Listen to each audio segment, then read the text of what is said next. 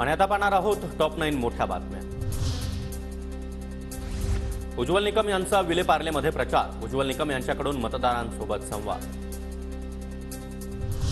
मुख्यमंत्री एकनाथ शिंदे आज दिवसभर लोकसभा मतदारसंघाच्या आढावा बैठका घेणार। ठाणे, मुंबई उत्तर पूर्व, मुंबई उत्तर पश्चिम आणि भिवंडी लोकसभेसाठी बैठकांचं आयोजन।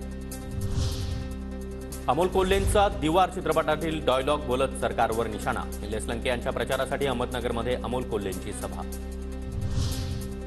नाशिक लोकसभा मतदारसंघामध्ये ठाकरे गटाला धक्का। उमेदवारीवरून नाराज नेते विजय करंजकर अखेर शिंदे गटात प्रवेश। अपक्ष अर्ज मागे घेऊन करंजकर गोडसे यांना पाठिंबा देण्याची शक्यता।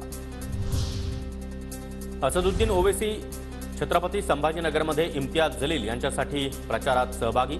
घरोघरी जात ओवैसी यांचा प्रचार सुरू। शांतिगिरी महाराज नाशिक लोकसभा मतदारसंघातून निवडणूक लढण्यावर ठाम। गिरीश महाजन, दादा भुसे नाशिकमध्ये तळ ठोकून। नाशिक दिंडोरी मतदारसंघामध्ये अर्ज माघारीचा आज शेवटचा दिवस।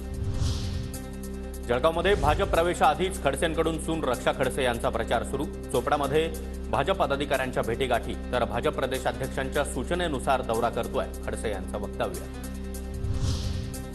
मोदींसाठी काम करण्याचा आम्हाला आनंद। येत्या 7 दिवसांमध्ये महायुतीच्या नेत्यांच्या सभांचा धडाका असणार। जळगावच्या महायुतीच्या उमेदवार स्मिता वाघ यांची माहिती।